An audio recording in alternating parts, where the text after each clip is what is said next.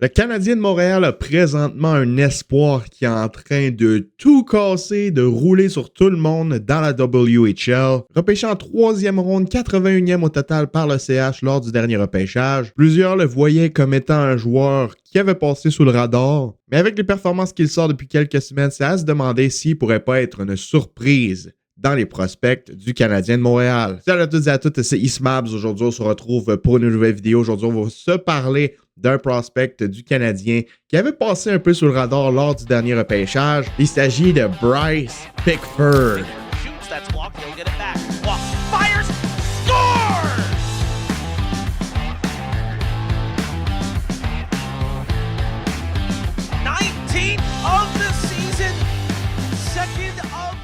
Et oui, le défenseur espoir du Canadien qui joue présentement pour les Tigers de Medicine Hat dans la WHL est en train de tout détruire sur son passage au cours des dernières semaines. Et son nom commence à ressortir de plus en plus sur les lèvres de plusieurs fans de hockey à travers la Ligue nationale. Ça, c'est une bonne chose pour le Canadien. Alors, j'ai décidé de pourquoi pas faire une petite vidéo pour vous le présenter parce qu'il est peut-être encore méconnu pour plusieurs d'entre vous. Donc, avant de rentrer dans les détails de cette vidéo, je vais vous parler de Bryce Pickford en détail puis vous donner mon opinion sur la suite des choses concernant son développement. Je vous invite à vous abonner si ce n'est pas déjà fait. On est présentement à 1650 abonnés. L'objectif était de se rendre à 2000 avant la fin de l'année. Il reste moins de 2 semaines pour y parvenir. Alors si ce n'est pas déjà fait, je t'invite à t'abonner et à activer la cloche des notifications. Près de 90% des gens qui regardent mes vidéos ne sont pas abonnés. Alors si tu pouvais prendre un petit 2 secondes pour t'abonner, ça me ferait super plaisir. De plus, si on réussit à atteindre les 2000 abonnés par quelconque miracle, avant la fin de l'année, je ferai tirer un chandail du Canadien à un abonné parmi les 2000. Ce sera un chandail du Canadien de son choix, avec le joueur et le numéro qu'il veut dans le dos. Même si tu veux un chandail custom et que tu veux écrire Mamie numéro 69 dans le dos, tu peux. Donc si tu veux que le concours arrive, puis si tu veux y participer, abonne-toi, active la cloche de notification. Si on pouvait avoir un petit 100 likes sur cette vidéo, ce serait vraiment magnifique. Donc, sans plus attendre, c'est parti! Bryce Pickford, qui a été repêché en 3e ronde par les Canadiens, 81e au total, comme je vous l'ai dit lors du dernier repêchage, est un défenseur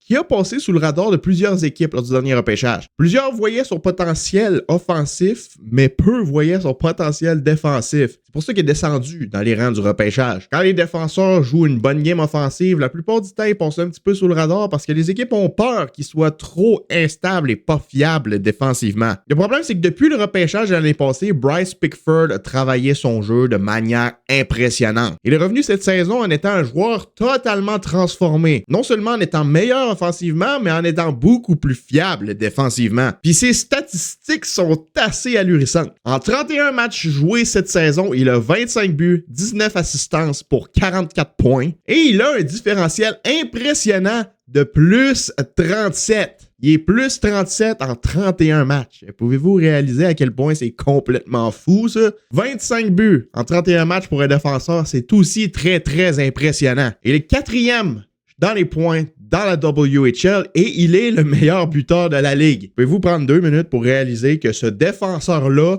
est le meilleur buteur de la Ligue? Le meilleur buteur de la WHL, c'est un défenseur et ce défenseur-là appartient au Canadien. C'est quand même très impressionnant, là. Je veux dire, wow! En plus de tout ça, c'est un défenseur droitier. Vous savez que des défenseurs droitiers dans la Ligue nationale, c'est une denrée quand même assez rare. Je veux dire, la majorité des défenseurs de haut calibre, des défenseurs offensifs sont gauchers. Alors qu'une équipe peut mettre la main sur un défenseur droitier qui a un certain potentiel, ben c'est de l'or en barre. C'est un gros luxe. En plus de tout ça, c'est pas un petit bonhomme, là. Je veux dire, c'est pas un gars de 5 pieds 7, 5 pieds 8, il fait 6 pieds 2, 186 livres. Ça, c'est le dernier enregistrement de sa morphologie qui a été fait en début de saison par les Tigers de Medicine Hat. Donc, on a un défenseur qui est en train de tout casser dans la WHL, qui est pas petit, qui patine bien, qui bouge bien la rondelle, qui est fiable dans les deux sens, puis qui est capable de marquer énormément de buts. Est-ce que ça veut dire à 100% qu'il va avoir une carrière dans la Ligue nationale puis qu'il va être capable de traduire ce jeu-là au niveau professionnel? Non! Mais il y a une chose qui est certaine, par exemple, le Canadien a quelque chose entre leurs mains avec lequel ils peuvent travailler. Quand ce gars-là va faire la transition entre le hockey junior et le hockey professionnel, le Canadien va pouvoir travailler avec lui pour essayer de faire de lui un joueur qui va être solide dans le hockey professionnel. Est-ce que je dis que ça va être un défenseur de première paire? Non. Mais s'il est capable de jouer sur une deuxième et une troisième paire en étant fiable défensivement, en marquant des buts, puis en étant capable d'aller chercher son petit lot de points, eh bien écoutez, ce gars-là pourrait avoir une carrière quand même assez intéressante au niveau de la Ligue nationale. Puis c'est là qu'on voit exactement l'importance de bien repêcher. Le Canadien ne l'avait pas fait dans le passé à l'époque de Marc Bergevin et Trevor Timmins, mais maintenant le Canadien le fait. Et c'est très, très important. Pas seulement pour l'effectif de l'équipe, mais pour aussi faire des transactions. Même si Bryce Pickford, par exemple, ne joue pas sa carrière à Montréal puis qu'il ne joue pas avec le Canadien dans un futur rapproché comme éloigné, s'il continue à s'améliorer et à travailler comme ça, à se faire parler de lui, ben son nom va circuler de plus en plus dans le monde du hockey. Puis ça, ce que ça va faire, tout simplement, ça va augmenter sa valeur puis ça va peut-être devenir un joueur que le Canadien vont être capable de placer dans un package deal pour faire un échange pour aller chercher un joueur qui peut les aider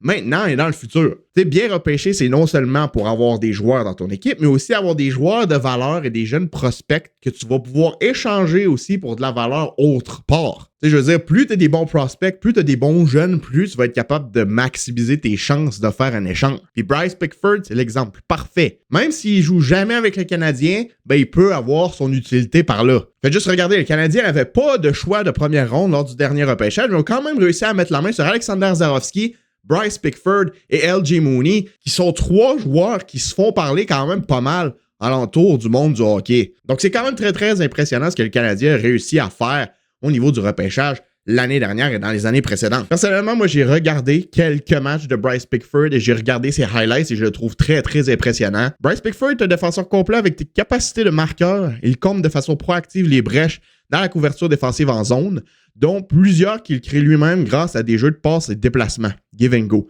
En utilisant le côté faible, le centre et l'espace latéral, il se rend constamment disponible pour des tirs sur réception et surtout des tirs du poignet en pénétration.